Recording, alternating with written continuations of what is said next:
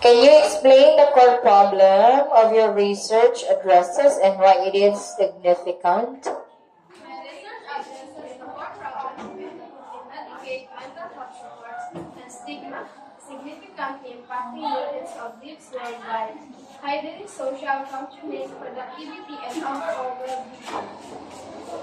Next, what are the key limitations of your methodology and how these limitations influence your findings? The key limitation of my methodology include reliance on self-report, reported data, small sample size, and cultural biases, potentially leading to bias finding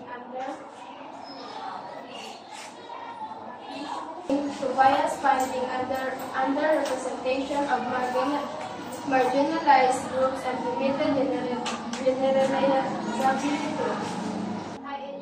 I ensure validity and reliability through validated instrument trained data collectors, pilot testing, statistical controls, interpreter reliability assessment, and expert review to minimize bias and maximum accuracy.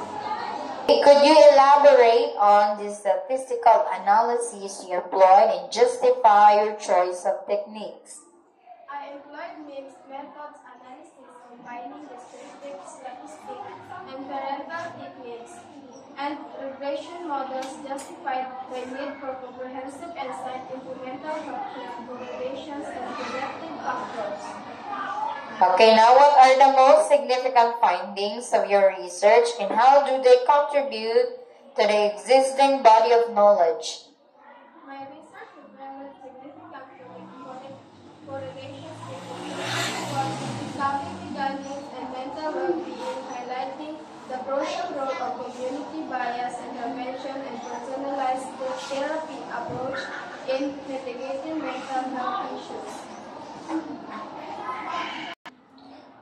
6. Did your research uncover any unexpected results? And how did you interpret these? And what are their implications? Unexpectedly, my research found a strong link between social media usage and reduced symptoms of anxiety among older adults, suggesting potential therapeutic benefits of digital connectivity for mental health.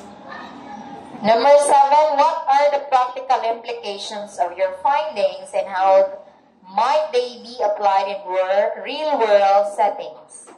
My findings suggest implementing community bias intervention, personalized therapy, and digital mental health resources to enhance social support, coping skills, and accessibility, ultimately improving mental health outcomes. Number 8, what are the potential limitations or challenges in applying your findings? Potential limitations include cultural and demographic biases, reliance to self-reported data, variability in therapeutic setting and individual response, and technological accessibility barriers. Number 9, what are the next steps in this line of research and what future studies would you recommend based on your findings? Next steps include longitudinal studies with diverse population sampling and experimental design to establish causality, develop personalized intervention, and assess effectiveness in real-world settings. Okay, number 10 and last, how would you respond to criticism that mention in a specific potential criticism relevant to this research? We acknowledge this limitation and provide future longitudinal studies to establish causal relationships between social support, cognitive gains, and mental health outcomes. Okay, congratulations.